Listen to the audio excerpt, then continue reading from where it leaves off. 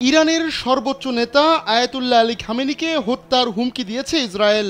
কয়েক সপ্তাহ ধরেই এমন হুমকি দিয়ে আসছে গাজায় গণহত্যার রক্তে রঞ্জিত দখলদাররা। বিশেষ করে এ নিয়ে সরব ইসরায়েলি প্রতিরক্ষামন্ত্রী ইসরায়েল কাটস। তিনি আবারও বলেছেন তার দেশ খামেনিকে হত্যা করবে। ইসরায়েলি বিমান বাহিনীর রামন বিমান ঘাঁটি পরিদর্শনে গিয়ে রোববার এমন হুমকি দেন তিনি। কাটস বলেন, আমি খামেনিকে সরাসরি বার্তা দিতে চাই, যদি আপনি ইসরায়েলকে হুমকি দেওয়া অব্যাহত রাখেন তাহলে আমাদের লম্বা বাহু আবারও ইরানে পৌঁছাবে।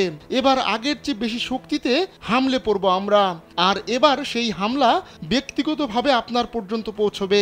আমাদের হুমকি দিয়েন না, নচেত আপনি ক্ষতিগ্রস্ত হবেন। রামন বিমান ঘাঁটিতে ফাইটার জেটের ক্রুদের প্রশংসার সময় এমন হুমকি দেন কাটস। ইসরায়েলি প্রধানমন্ত্রী বেনিয়ামিন নেতানিয়াহুও এ সময় উপস্থিত ছিলেন।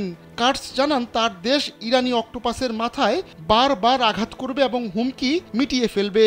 মধ্যপ্রাচ্যে ইরান ও তার মিত্রদের বর্ণনা করতে গিয়ে ইরানি অক্টোপাস শব্দদ্বয় ব্যবহার করেছিলেন ইসরায়েলের সাবেক প্রধানমন্ত্রী নাফতালি বেনেত।